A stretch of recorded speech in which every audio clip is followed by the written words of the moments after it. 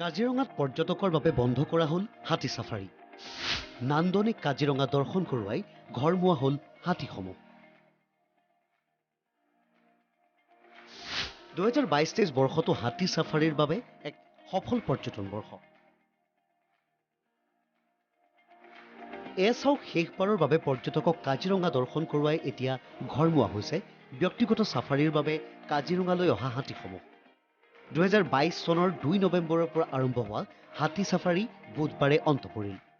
পৰম্পৰাগতভাৱে কাজিৰঙাত 30 এপ্ৰিললৈ হাতী চাফাৰী কৰাৰ অনুমতি প্ৰদান কৰা হয় যদিও এইবেলি অনুকূল বতৰৰ বাবে 10 মে'লৈকে বৃদ্ধি কৰা হৈছিল হাতী চাফাৰীৰ সময়সীমা।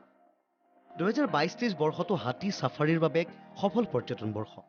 নৱেম্বৰৰ 2 তাৰিখৰ পৰা আমাক হাতী চলাবৰ কাৰণে মুকলি কৰি দিছিলে। আজিৰ পৰা বন্ধ কৰি দিছে আৰু এতিয়া আমি হাতী 36 মান আছিলে হাতী।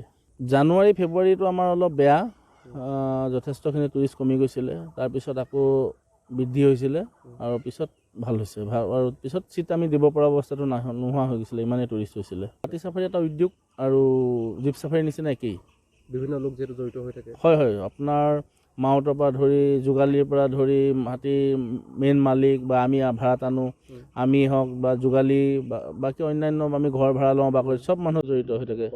হাতী চাফাৰীৰ লগত প্ৰত্যক্ষ আৰু পৰোক্ষভাৱে জড়িত হৈ আছে বহু সংখ্যক লোক। কাজিৰঙা ৰাষ্ট্ৰীয় উদ্যানৰ কহৰা বনাঞ্চলত বিভাগীয় হাতীয়ে চাফাৰী কৰোৱাৰ বিপৰীতে বাগৰি বনাঞ্চলত প্ৰায় 40টাকৈ ব্যক্তিগত হাতীয়ে পৰ্যটকক চাফাৰীৰে কাজিৰঙাৰ নান্দনিক শোভা দৰ্শন কৰায়। হাতী চাফাৰী বন্ধ হোৱাৰ লগতে আমি থলুৱা ইয়াত এই উদ্যোগটোৰ লগত বহুতো লোক জড়িত আছে। যেনে এনে কিছুমান মানুহে ঘৰ ভাড়া দিছে, কিছুমান মানুহে হোটেল বজাৰ কৰি খাইছে এই হাতী উদ্যোগটোৰ ওপৰতে।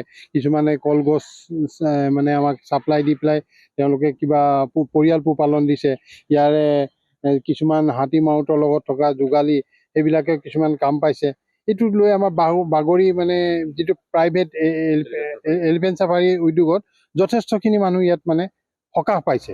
কাজিৰঙা ৰাষ্ট্ৰীয় উদ্যানৰ 2022-23 পৰ্যটন বৰ্ষ সমাপ্ত হোৱাৰ দিশে। অহা 16 মে'ৰ পৰা পৰ্যটকৰ বাবে বন্ধ হ'ব জীপ চাফাৰী।